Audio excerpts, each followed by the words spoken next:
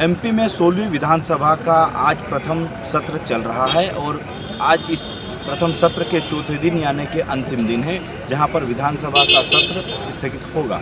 हालांकि शपथ के बाद लगातार जो मध्य प्रदेश में भाजपा की सरकार बनी, उन्होंने बम्पर जीत के साथ परचम लहराया और सरकार की शुरुआत की है।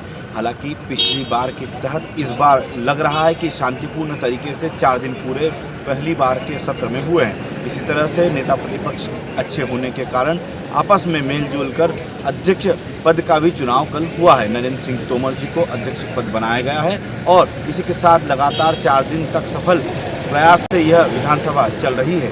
आपको बता दें, इसी तरह से लगातार विधानसभा का सत्र चल रहा है और विधानसभा के सत्र में यहाँ पर देखना होगा कि अब आज किस तरह से कुछ हल्ला बोल की स्थिति भी कांग्रेस करने की स्थिति में दिख रही है और इस हल्ला बोल होने के बाद विधानसभा की स्थिति क्या रहेगी, यह देखने वाली बात होगी।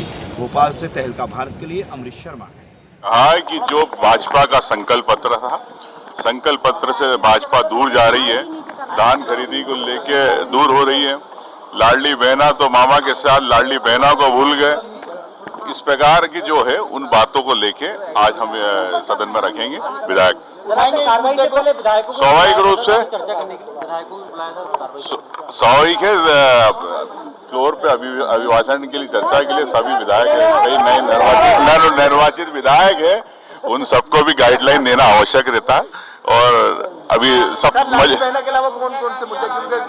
अभी ऐसे कई मामले हैं, लेकिन हम ये चाहते हैं कि जो संकल्प पत्र है भाजपा का, जिसपे चुनाव लड़ा, अगर वो मुकर रही है तो भाजपा क्यों मुकर रही है, हम वो जानना चाहते हैं।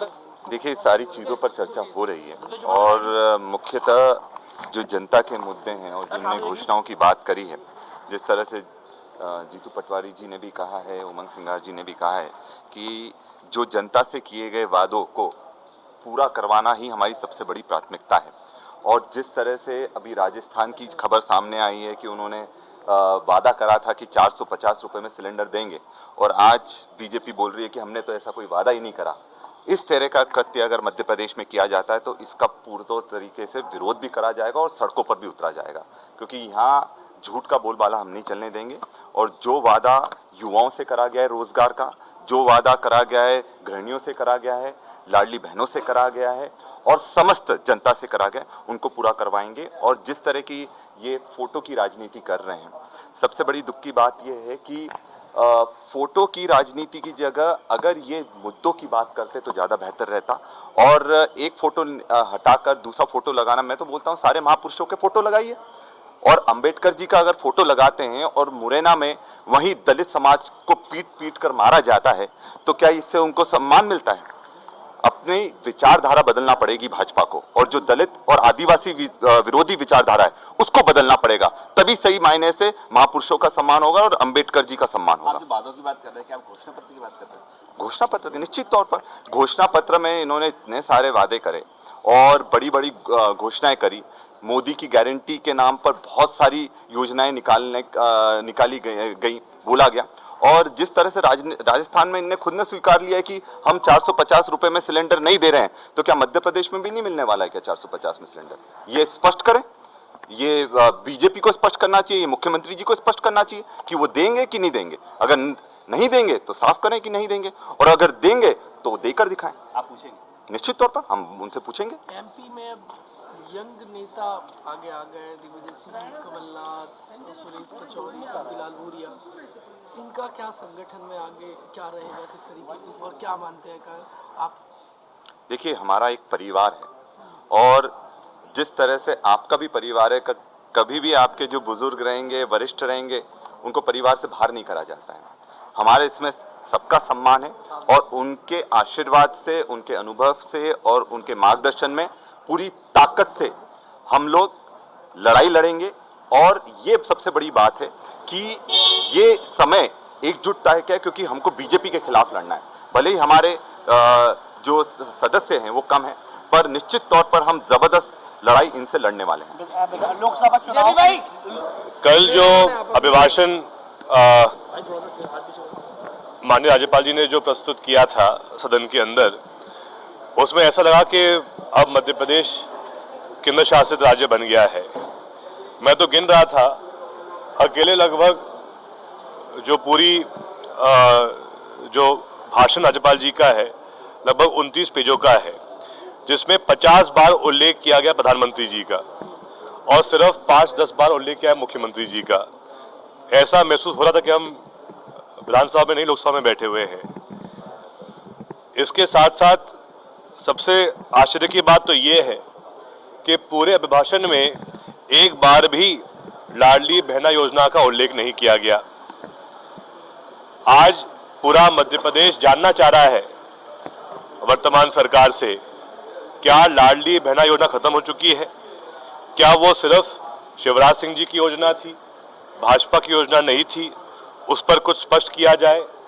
हमें उम्मीद थी कि जो बड़े वादे भाजपा ने किए थे चुनाव के पहले, धान खरीदी 3100 में की जाएगी, गेहूं खरीदी 2700 रुपये प्रति क्विंटल पे की जाएगी, इसका भी कोई उल्लेख कल के भाषण में नहीं था। और आज जरूर हम ये सब प्रश्न सदन के अंदर वर्तमान सरकार से पूछेंगे। इस पार्टी कह रही है कि राज्यपाल का जो अभिभाषण है वो केंद्र शासित प्रदेश की तरह है। मुद्दे उठाएंगे प्रदेश में गेहूं के जो योजना है उसके बाद अभिभाषण में नहीं थी राज्यपाल के। जो लोग विकास को और विकास के बदलाव को स्वीकार नहीं कर पाते वो ऐसी टिप्पणियां करते हैं। राज्यपाल के अभिभाषण पर बोलने का उनको भी मौका मिलेगा, सुनने का भी मौका उनको मिलेगा। और आज धन्यवाद प्रस्ताव सरकार पेश कर रही है और सौभाग्य से शायद मैं भी अपनी बात रखूंगा। वो कह रहे हैं मुद्दों का जिक्र नहीं हुआ राज्यपाल। मुझे लगता है कि इसलिए मैं कह रहा हूं कि महामहिम का अभिभाषण आपके हाथ में भी पहुंचा होगा। मैं फिर वही दोहराता हूं, जो विकास को नहीं पचा पाते वो ऐसी टिप्पणियां कर सकते हैं। भारतीय जनता पार्टी का विकास विरासत के साथ आम गरीब के लिए है, ये सच्चाई है। सच्चाई को अभी भी अगर स्वीकार नहीं करेंगे तो ये आंकड़ा उनका घटते ही जाना है, ये बात मानकर क्या भूमिका रहेगी आपकी? जो मध्य प्रदेश के अंदर किसान भाइयों की बिजली की कटौती की जा रही हैं, इस समय किसानों को सिंचाई की ज़रूरत है, बिजली की ज़रूरत है, उस समय उनके ट्रांसफार्मर हटाए जा रहे हैं, किसानों के लाइनें काटी जा रही हैं, कनेक्शन काटे जा रहे हैं, धान की खरीदी नहीं हो रही, बाजरे की ग्वालियर चंबल संभाग में खरीदी समर्थन मूल्य पर नहीं हो रही है। हमारी लाडली बहनाओं के लिए जो उन्होंने कहा था अपने पत्र में कि हम 3000 रुपये तक देंगे, 450 में गैस सिलेंडर देंगे, कई अन्य जो समस्याएं, आए दिन गरीब किसानों को पुलिस वाहन चेकिंग के नाम पर लूटने ठगने का काम मध्य प्रदेश में कर रही है, मुरैना जिले में कर रही है। इन सब बातों को हम आज रखेंगे।